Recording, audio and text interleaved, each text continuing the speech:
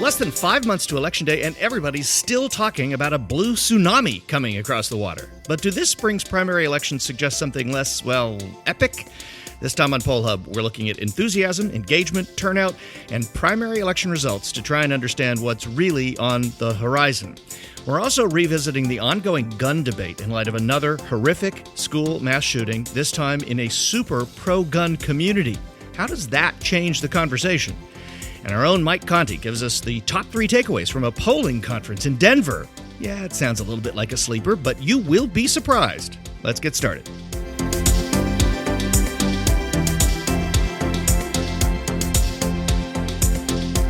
And hi, everybody. This is Poll Hub. I'm J.D. Dapper, Director of Innovation here at the Marist Poll. And I'm Lee Miringoff, Director of the Marist College Institute for Public Opinion. On my left is Barbara Carvalho, Director of the Marist Poll. And now everybody's situationally set at home in their headphones. They know exactly where. Actually, they don't. I'm We're sitting across from you. That's right. And on a table with lots of microphones in between us. And Mary Mary's Griffith, our right, executive producer, and your left, is out by the windows over there trying to speed us along. Come on, guys, get to the show. Okay. Hey, so we're ready. We've had a lot of primary elections over the last few months. And there's lots of interesting and somewhat conflicting data in that. Some Democrats have won in Democratic primaries that were more liberal. Some have been more conservative. Some Republican primaries. There have been a few, insurgents that have won, this kind of thing. What I was really interested in the most recent results, and there was the race in Georgia where an African-American woman is on the ticket to be the first. There has never been an African-American woman from a major party running in a state as a governor, and she has a reasonable chance of winning. I mean, it is Georgia, and she's a Democrat. But that one and a couple of races in Texas where Democrats that are preferred by the, party center, as opposed to some more left-wing candidates, some more Bernie candidates, they all won. What strikes me is we've been talking about this blue tsunami. Democrats are coming. It's going to be the big year.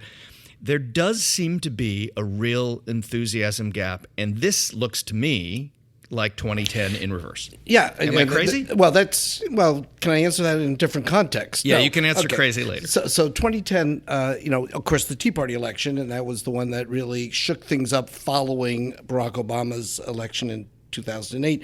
I looked at the results from this election. There was a lot of different things, which I think you're alluding to. I found some interesting things here. Let's on the Democratic side. One of the things I thought was interesting is that the Bernie Sanders folks, the Our Revolution folks, are not winning in primaries. Last night, a Democratic primary, Tuesday, in other primaries that we've had along the way. So that schism. There have been a few they have. There's one in Pennsylvania a couple weeks ago, but these ones in Texas. Yeah, and so for the most part, that schism within the Democratic Party over the Bernie Sanders people hasn't materialized, sort of the Clinton-Sanders split from last time. But I am struck by what's shaping up under the surface here with the progressive wing of the party, more the establishment wing. So in Georgia, as the race you allude to, Stacey Abrams, who is really advocating the coalition of the ascendant, as Ron Brownstein would say. It's the young, it's the minorities, and don't try to win in the South if you're a Democrat by appealing to moderate Republicans like they've tried in the past, as they did in Georgia 4 years ago. It won't work. So what she's saying is, let us go for that group that's really mobilized. And then other places, the Democratic Congressional Campaign Committee was very happy to have kind of like establishment folks, maybe in Texas, winning those. So it sounds like they got kind of what they wanted from the Democratic side, where they won races where they really want to stir the pot. And they also won some where they just want to kind of be in the middle in the quiet center. They want to have a chance in a district where Hillary Clinton won, but a Republican is the House. So that's some of those potential flip districts. So there was an awful lot of stuff there. And I guess I'll make one more point, and then I'll take a back seat for a few moments. In Georgia, I was looking at the turnout, and you talk about enthusiasm being such a big ingredient here. The generic Democrat-Republican advantage is only around 5 points in most of the polls, so it's not a huge advantage to the Democrats in that congressional ballot question. The generic congressional ballot that we've talked so much about on this show. But in the turnout, let's take a look at Georgia. in 2014, there were 300,000 more Republicans who came to vote that day than Democrats. Is this in primaries or Yes, on in the election primaries. day? In the primaries. On a comparable situation. This time, it was only 50,000 more Republicans. So, good news for the Republicans, still more Republicans than Democrats. Bad news, the margin really collapsed. So is that enough for the Democrats to pull off what would have to be considered an upset?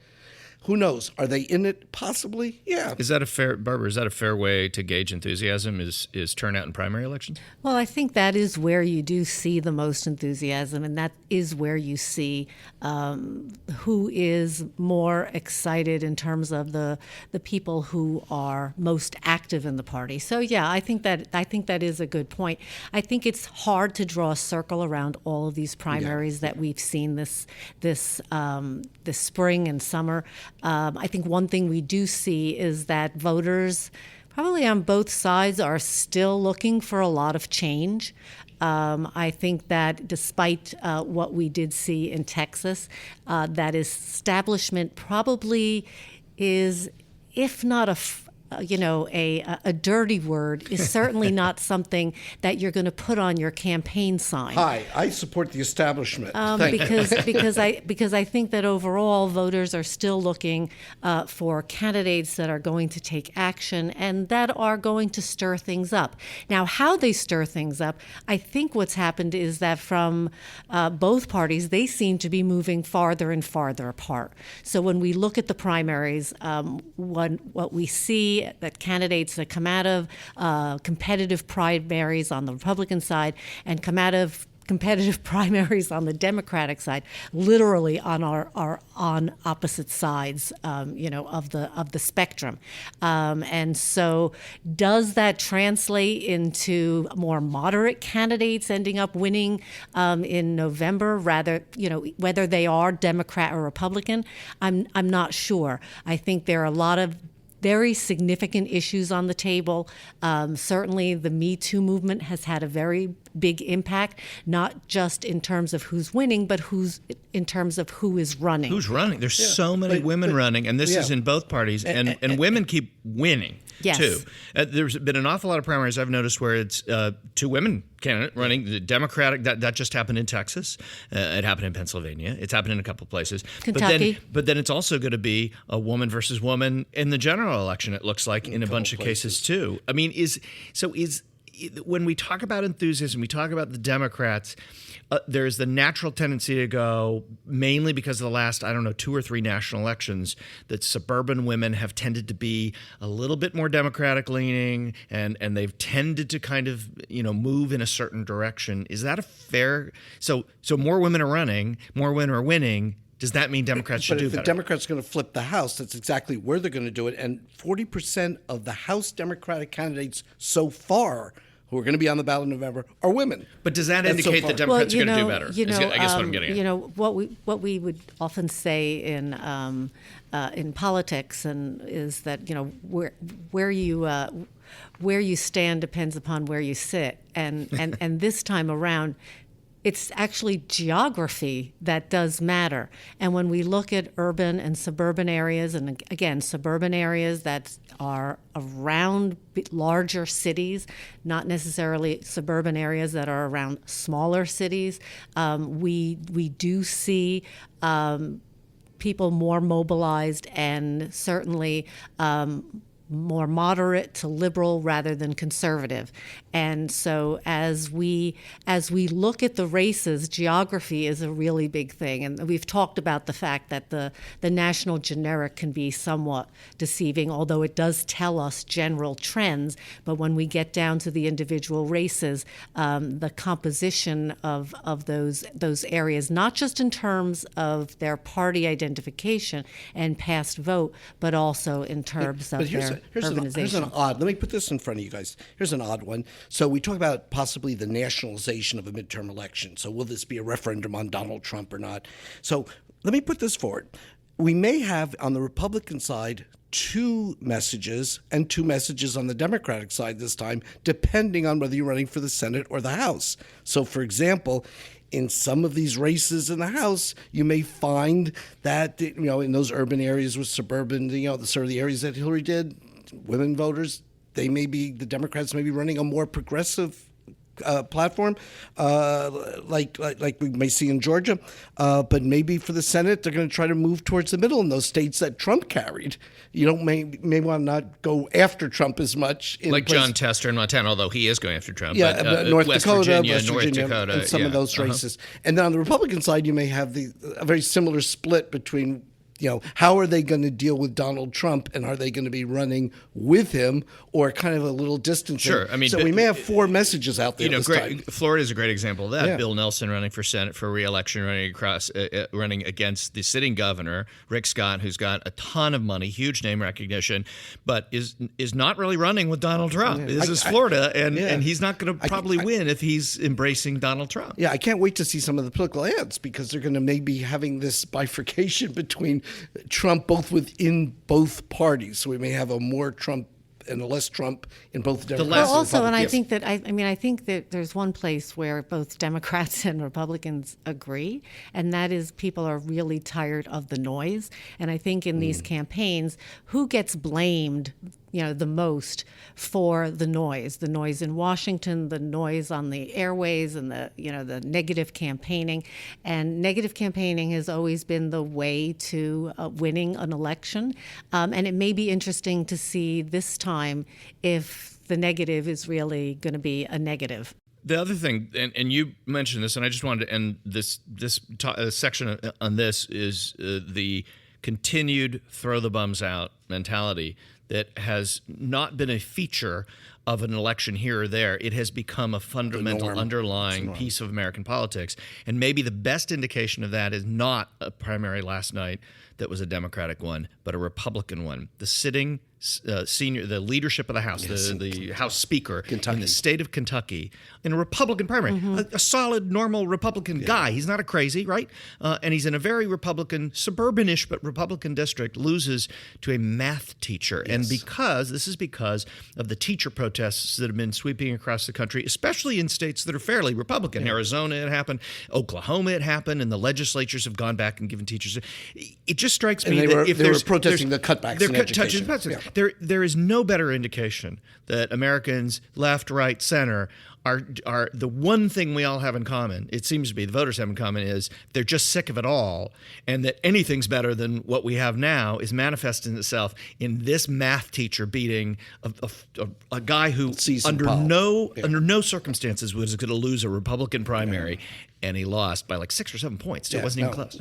Yeah. So he's sent packing, and that may be, look, the danger has been for quite some time in our politics that the party with the most bums gets beaten. So you don't want to, if you have a majority, you're very vulnerable right now because you got more bums on the ballot, and that makes you, as I say, vulnerable.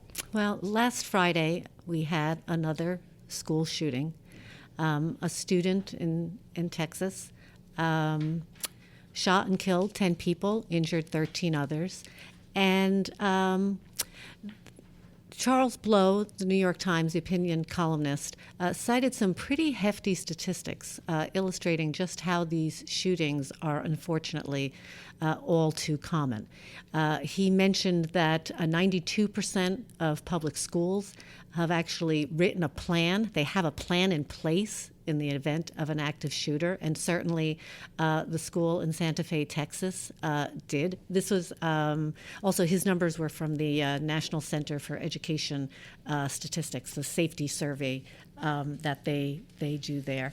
And that was in 2015 and 2016. Right. That's what really struck me, is that these are 2.5 or 3-year-old statistics, and even then, 9 out of 10 kids are in schools where there's a written plan for an active shooter. Yeah, and I think that more recently we've seen polling in the last, we've seen a lot of polling in the last month or so But this one from Pew I thought was particularly interesting, which was a survey actually of teens aged 13 to 17, which found the majority of them are worried about the possibility of having school shootings in their own school. And of course, parents are worried as well. But I think what was a little bit different in Santa Fe, Texas, was that this was also a pro-gun community. And so I'd like your thoughts on how you think this changes the conversation, or does it? Well, and I think that last point you make is very, very important because obviously after Parkland there was this huge mobilization. This in Houston was not a place where a lot of the students had shared the activities. Some had walked out when they did the protests, but not a lot. And so it's a very different issue for that community. So I don't think it creates a new national dialogue the way Parkland did, but I think it's more of the same. I think students and young people are registering in greater numbers, and they do feel they're going to be using this election to send a message. I think it's very, very interesting to see how much participation ultimately from that age group turns out. But I will point out the mayor of Houston was very much into gun control issues. As was the police chief. Yes. Yeah. So the leaders there were very much different than the community. There was. But this community, remember, this is a suburban, Yeah. pretty exurban. It's pretty far outside of Houston. Very conservative. Yeah. Christian, conservative, fairly white. And in community. Florida, that Broward County, that was a more upscale Democratic community. Yeah, absolutely. And that was it was a different environment, a different context within which this tragedy occurred. I was just struck on a personal level. I saw one of the young students interviewed, young lady, and she was talking after this event in Houston, in Santa Fe, I should say, was the, she was talking about. We didn't feel it was a matter of, if. It was a matter of when something like this might happen in our school. What a horrible psyche impact that is on kids in high school. So, it's just, that really blew me away. That quote, I'm glad you brought that up because it strikes me that Parkland, the students coming out of that shooting, mobilized. I mean, it's really, we've talked about how incredible what they have done is. Whether you support them or not, you can't deny that they have had maybe the most significant impact on the debates on guns since Jim Brady, Ronald Reagan. I mean, it's been a really long time. The first and the most powerful and the one that got the most play across all the media of all the quotes from Santa Fe is that young woman talking about, and so it's not about we need gun control or this or that, the other thing. It was a resignation that was going to happen sooner or later. And I think that's just as powerful as Parkland, and I think that's why what happened here doesn't stop or even probably slow what momentum there is out of Parkland for some sort of gun restrictions. The other sign of that is, remember that Rick Scott, governor of Florida, who we mentioned earlier, after Parkland had a 99 rating from the NRA or whatever, he helped usher and pass and signed gun restriction laws, fairly minor, but they were in Florida. This doesn't happen in Florida. Greg Abbott, governor of Texas, 4 days after the shooting, convened a summit where people were invited on all sides, and they discussed it. Now, there's not going to be any gun restriction laws probably in Texas, but he felt, even he, who's one of the most pro-gun governors in the country, felt he had to have a conversation that was not one-sided, that did not look like the fix was in. And even if it's I think that's a change. Even if it's symbolic, you need to be part of that discussion. And I think that the kids down in Florida would be happy that has at least happened as part of the dialogue. But I think under the surface, and we saw that in Charles Blow's article, that under the surface, I mean, the registration and the interest is there among the young people, and it seems to be very much focused on the November ballot. It's not some abstract, anti-establishment, vague protest. It's very, very focused on register and vote and change the policy. And I think that's got to be something we going to have to be following. We've seen in our polling though that the intensity does ebb and flow depending upon the most recent events. Certainly, around the Parkland shooting, we did see a very significant rise in people saying that this was going to, or gun policy was going to impact their vote in the midterms, and that did kind of, slow down. After that, a month later, even those numbers had waned, and that was across the board. It wasn't just among one side or the other. But just quickly, how do you think the fact that this occurs, around the country? I mean, really, nobody is, exempt here. No one's really excluded. It can impact any community. How do you think that will change either the debate? Will it change the debate? And if so, how? Well, I think we were just, Jay and I were just talking about, you need to be part of this debate. You're not going to be able to be on the sidelines. And I think my feeling is that the students, the overall national numbers may have subsided a little bit, but I don't think these young kids are in that frame of mind, and so I think they're going to be part of this dialogue and going to be driving it through the general elections. Yeah, I think this is the healthcare debate that Clinton rode to victory in 1992 that had been going on for a long time, and the voters who had been hearing about the healthcare debate for so long finally had enough numbers and cared enough about it to help him win the presidency in 1992. These kids who are upset about this now are not in numbers enough to vote, but if Democrats win, if a Democrat were to win in 2020, I think this is the long game. And in the long run, there's at least a reasonable chance that what we're seeing now yields, maybe it's 10 years down the line. But solutions that are embraced and voted on by a national, electorate that actually do begin to address some of these issues with meaningful, laws and reforms. Look, everybody wouldn't be weighing in on this on both sides of the political spectrum, including the NRA on one side and the high school kids on the other, if the country wasn't paying attention. So we got to get away from rhetoric and start talking about solutions. Okay, so it's 2008, and Mike Conti is a freshman at Marist College. A decade ago is the last time I interviewed him, and that's before Barack Obama was even elected president. Now, fast forward 10 years later, sitting opposite us is Mike Conti. And he doesn't look any different. No, that's I do, but he doesn't. You're too kind. It's true. Fresh from his return from the American Association of Public Opinion Research Conference in Denver, we'd had a session earlier in the day where all the Marist poll staff got together and were discussing what was going on. Mike, in his 10 years, homegrown, is now the director of research and data analysis at the Marist poll. So we're very pleased about that. He's gone on to get his BA and his master's in business administration.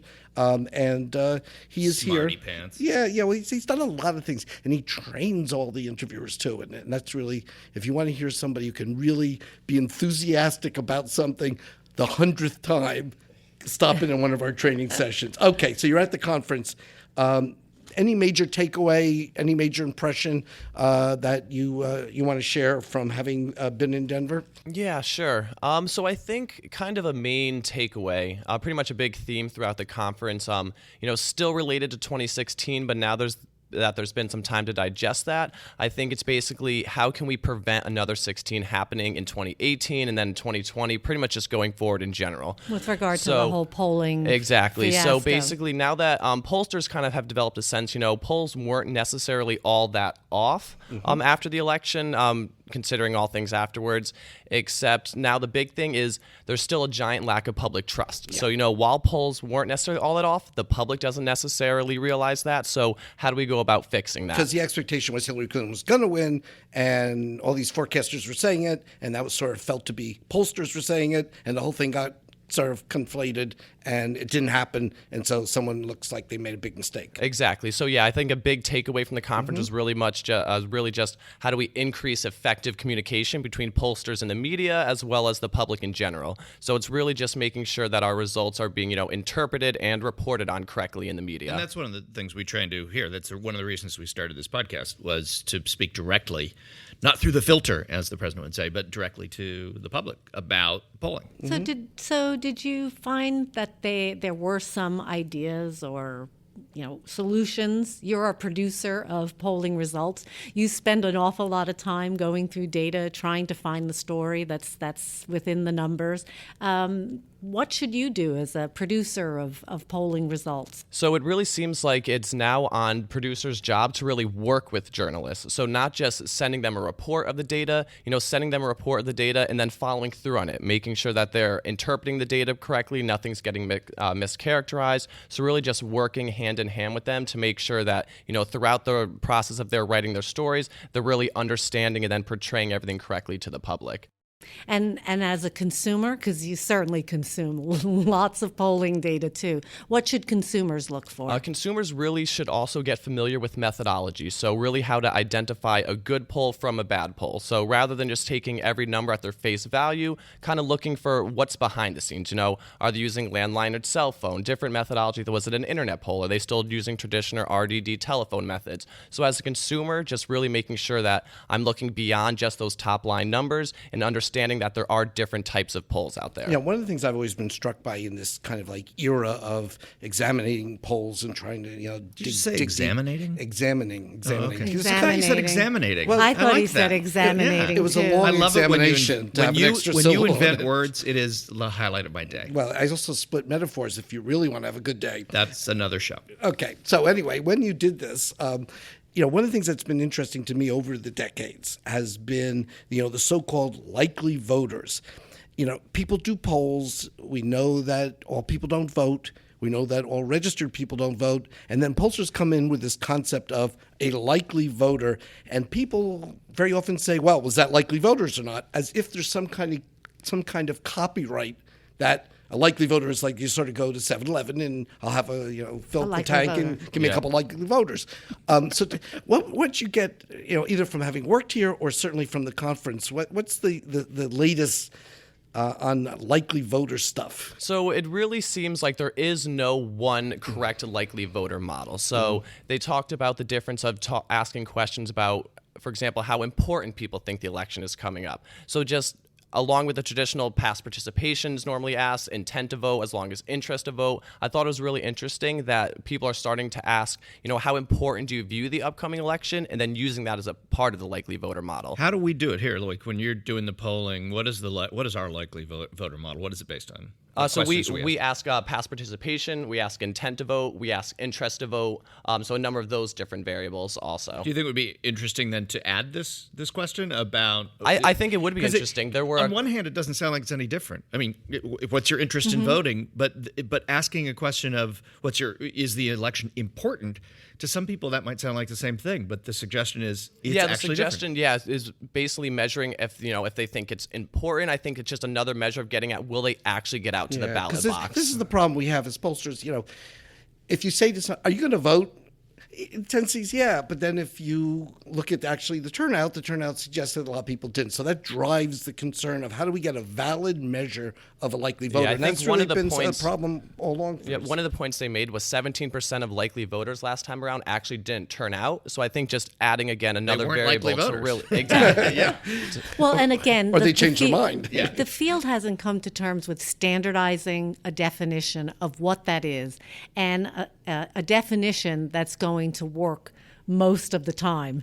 So that's on our to-do list. It's a moving target, and that's the secret sauce of different organizations. But that helps explain. One of the big takeaways of 2016 was all the predictive stuff and the model and all. But the other piece was, why does one poll in this state show one thing and another poll by a reputable organization say something that's different? Maybe it's a narrower gap. Maybe it's not a flipping of the candidates. And a lot of that has to do with the likely voter model of each organization because they're different. If it's continued to be seen as something that is proprietary and not shared, we're going to continue to struggle with this as an industry. Well, Mike was one of 3 Marist poll staff to go to Denver, so we're very pleased that you wanted to do that. Hope you did find it beneficial. Absolutely. Okay, and I hope you had a good time out there as well. And that will do it for this edition of Poll Hub.